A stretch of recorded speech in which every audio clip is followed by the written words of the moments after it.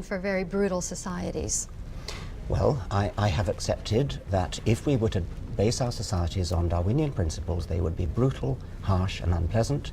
I have told you that I want not to live in a Darwinian society. I've suggested to you that it might be a good idea to learn something about Darwinism so as to know what to avoid in setting up society. And it would be helpful to learn what are the characteristics that make successful and healthy society. And let's build on those characteristics. I agree with that, and among those characteristics would be critical thinking, a respect for education, a respect for evidence. And respect for human beings. And a respect for human beings, very much so.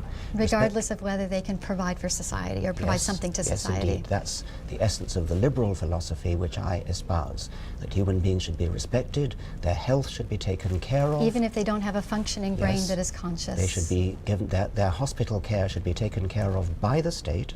That's a liberal principle which I espouse. It's an un-Darwinian principle. And see, I believe that it's not a state, because a state is an institution or an entity. It's human beings that provide care for others. Well, okay, human beings provide care for others. None of that bears on the truth of whether evolution actually happened. And that is a matter of fact. It's like gravity. You can't get away from fact. Study the fact, learn the facts, and then make up the society that you want to live in on the basis of the facts as they are. Yeah, and the facts that would include what makes the better society is one where there is deep respect for each human being, and a way to inculcate deep respect for each human being. And the way to inculcate respect for human beings is by seeing that they were created. So you would you actually distort the scientific fact in order to create respect for human beings? There's no need to distort, because as I mentioned, science is a technique, a tactic for discovering and unlocking the keys of how this world works. And so we don't need to deny any facts, because the facts end up bearing out our beliefs. So sometimes it takes time for science to catch up with the beliefs that have made the best societies. Sometimes it takes a while for science they may stumble across something and take the wrong interpretation from it and build a philosophy on it, and then later realize, oops, that wasn't correct. So science oftentimes changes its own beliefs based on new evidence that comes forward. But oftentimes what ends up happening is, as science progresses, it backs up the belief that there's an intelligent designer. Science proceeds by what the philosopher Karl Popper called conjectures and refutations. You have an idea, you have a hypothesis, and then you see if you can refute it. And a theory is, a well-substantiated theory is always one that has yet to be refuted. So the more a theory has been attempted to be refuted and has yet to come through with flying colours, the more accepted it is. And after a point, de facto, it gets called a fact. The theory that the Earth goes round the Sun is only a theory. It's only a theory, but it's never been refuted, and we all know it never will be refuted. That's how science proceeds. It's conjecture and refutation. That's the state that evolution is in. I mean, it's a bit like the theory that the Earth goes around the Sun. It is only a theory, but to a scientist, that can mean, in this case does mean, that it's never been refuted. And the more it goes on from decade to decade to decade, and is not refuted, the more closely does it approximate to what everybody calls a fact. Then an evolutionist should have no problem with there being questioning of it and absolutely not. challenging of it, and to be willing to teach the challenges to it, to be willing to talk about the evidence against it. And that's where I find the hardcore evolutionists have a bit of a problem. It's like an oak tree in a storm. Because it is so rigid, it's more likely to then fall and break, whereas those that are more open to being challenged can then bend with the facts that come forward. So that's why what many of us in the United States are arguing for Teach the controversies in the schools. Allow the information that shows the flaws in evolution to be taught. Don't blackball scientists who may not agree wholeheartedly with the hardcore version of evolution to be blackballed out of the profession. Allow people to have enough respect for people to allow them to have all the information so they can make up their own minds. It's a difficult question, this thing about blackballing. I mean, it's a nasty idea to blackball, of course. I mean, what about somebody who's teaching geography, who believes in the flat Earth? I mean, would you blackball them?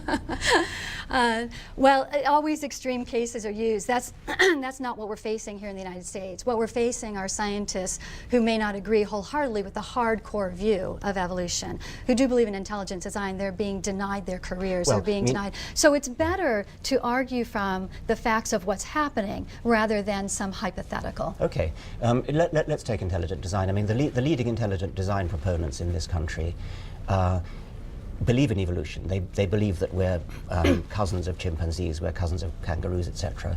But what they don't believe is that God is completely absent from the process. So they believe in evolution, but they believe that God, as it were, helped evolution over the difficult jumps. There are some things that they call irreducibly complex, which, and scientists dispute that they're irreducibly complex, but the point is they do believe in evolution. They do believe that we're descended from reptiles, for example. Well, it's just that they think that God helped over certain of the difficult stages. So it would be wonderful to interview them and let them speak themselves, present their information and their evidence. Yes. And to show that there are a variety of views. And that's why the hardcore evolutionists should not have a monopoly on what is allowed to be discussed or researched in science. Would you accept, well, nobody's going to make any restriction on what you're allowed to research, of course.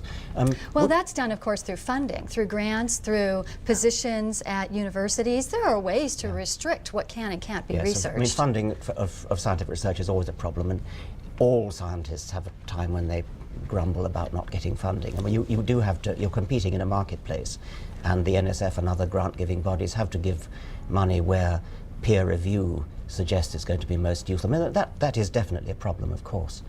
Would you accept that what you call teaching the controversy should be done in classes of religion or classes of history of ideas, rather than classes of science? Teaching the controversy refers to teaching the evidence and the facts that dispute evolution. So it should be taught in the science classes because it's teaching evidence.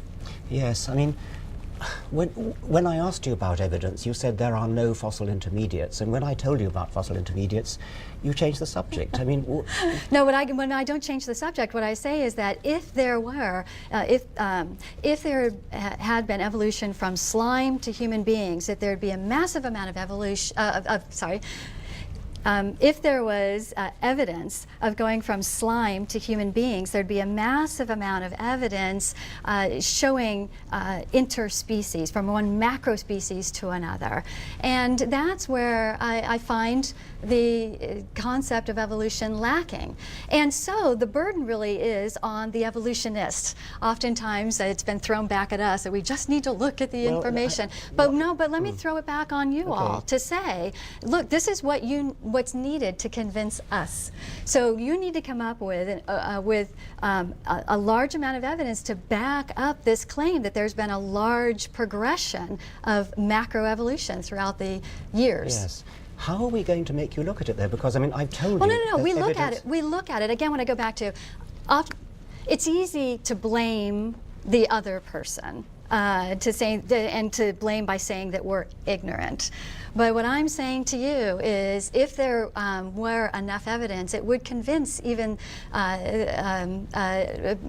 it will convince those who are open to the information. There's such a vast number of people in the United States and elsewhere who do believe in an intelligent design, that there's a creator. If there was a vast amount of evidence, solid evidence to back up evolution, that would influence a significant number of the vast number of people who believe in intelligent design. That sends me close to despair, because the evidence is there. I mean, I keep telling you about it. No, just let me tell you some of it. There is evidence of, for example, the transition from fish coming out of the water onto the land. It's beautiful evidence. It's elegant. I mean, they're lovely fossils. Go to Philadelphia and have a look at the wonderful fossil they've got there. I'm sure they have replicas in the Smithsonian here. Just look at that evidence. It's beautiful. The evidence for the transition between the reptilian jaw and the mammalian jaw. The reptilian jaw has several bones. The mammalian lower jaw has only one bone. And the other bones that were in the reptile have now moved into the inner ear. It's a beautiful transition. So what is your cause in life?